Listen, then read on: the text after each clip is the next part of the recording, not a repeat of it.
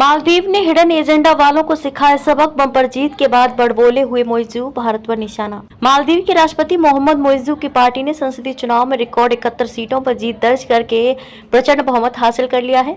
इस चुनाव को राष्ट्रपति मोइज़ू के लिए बेहद महत्वपूर्ण माना जा रहा था। उनकी नीतियों को लेकर भारत और चीन की नजर रहती है। बम्पर जीत के बाद मोइज़ू का बड़बोला बयान सामने आया है। उन्होंने कहा कि आम चुनाव के नतीजों ने दुनिया को दिखा दिया कि मालदीव के लोग अपना भविष्य अपनी मर्जी से चुनते हैं और वे किसी तरह का विदेशी दबाव नहीं चाहते।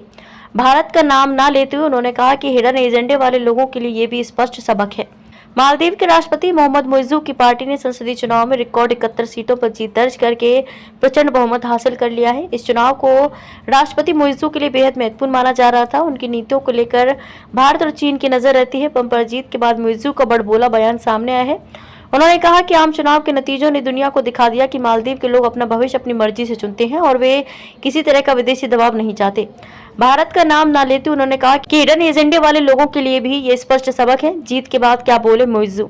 88 भारतीय सैन्य कर्मियों में से अधिकांश को भारत भेजने का फैसला लेने वाले चीनी समर्थक नेता मोइज़ू ने कहा कि हम गौरवान्वित राष्ट्र हैं जो संप्रभुता और स्वतंत्रता से प्यार करते हैं, जिसे हमने अंतर्राष्ट्रीय समुदाय को भी दिखाया है। उन्होंने कहा कि संसदीय चुनाव परिणाम इस बात का सबूत है कि मालदीव के लोग देश के भविष्य को आकार देने में मुख्य पहचान के रूप में इस्लामी आस्था और उसके मार्गदर्शक सिद्धांतों को बनाए रखना चाहते हैं।